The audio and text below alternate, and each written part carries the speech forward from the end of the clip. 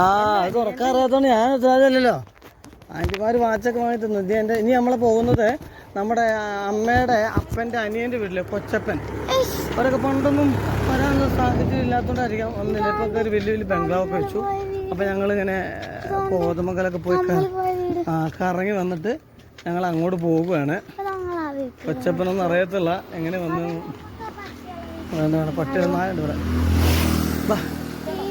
ഇതാണ് കൊച്ചപ്പൻ്റെ വീടും തോന്നുന്നു അല്ലേ? ആയിരിക്കും ഇതല്ലേ? ഇതായിരിക്കും ജോസ് പുല്ലേലി. ഇതല്ലേ? ഇതായിരിക്കും ജോസിന്റെ വീട്. ഒരു പട്ടി.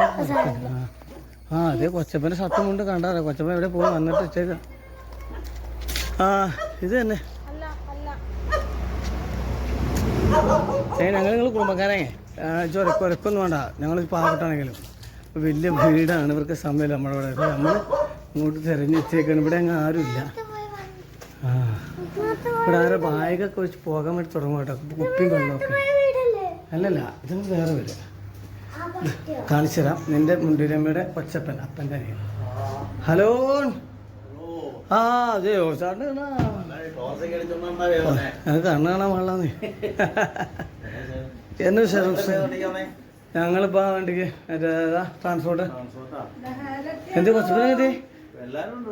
ആ പറഞ്ഞോ കൊച്ചപ്പോ എന്നാ വിശേഷം? പൊന്നോ സുഖം. പറഞ്ഞോ കൊച്ചമ്മേ എന്നാണ്ട്? ഞങ്ങള് ഇന്നലെ വന്നാ. ഇന്നലെ വൈകുന്നേരം വെളുപ്പിന് 3 മണിക്ക് വന്നാ. എന്നിട്ട് പെരുമ്പിളിന്റെ അവിടെ കിടന്ന് ഉറങ്ങി.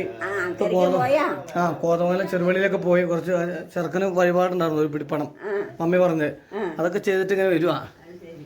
അപ്പം കൊച്ചപ്പനെ കണ്ടിട്ടു. എന്താ വെച്ചാ എന്തോ പരിപാടി? അവിടെ ഒരു ചെറിയ ഓട്ടോറിക്ഷയൊക്കെ ഉണ്ട്. അതിങ്ങനെ ഉച്ചയിനെ പോണു. പിന്നെ സ്കൂൾ ബസ്സുണ്ട്.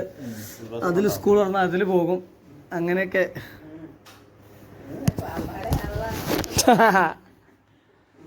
പെണ്ണിനെ കൂടെ മനസ്സിൽ വിട്ടു. ഇവിടെ കൊച്ചപ്പൻ്റെ വീട്ടിൽ ചുമ്മാ കിടന്നു നോണാണ് കണ്ടിട്ട്. ഇല്ലാത്തൊരു ജോലി.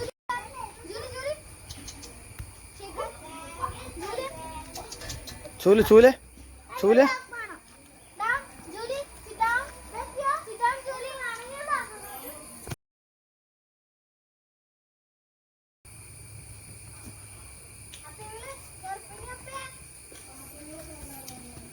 നടന്നു വന്നൊരു ഫോട്ടോ.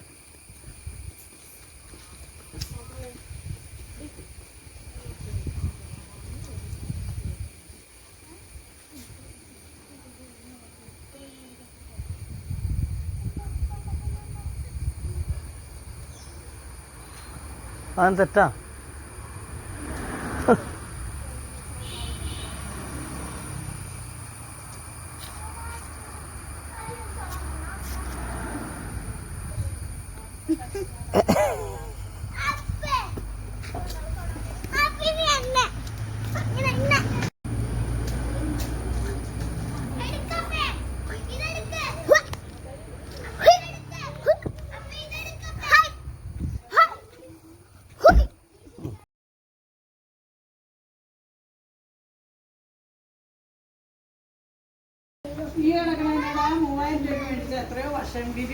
ആ സാധനം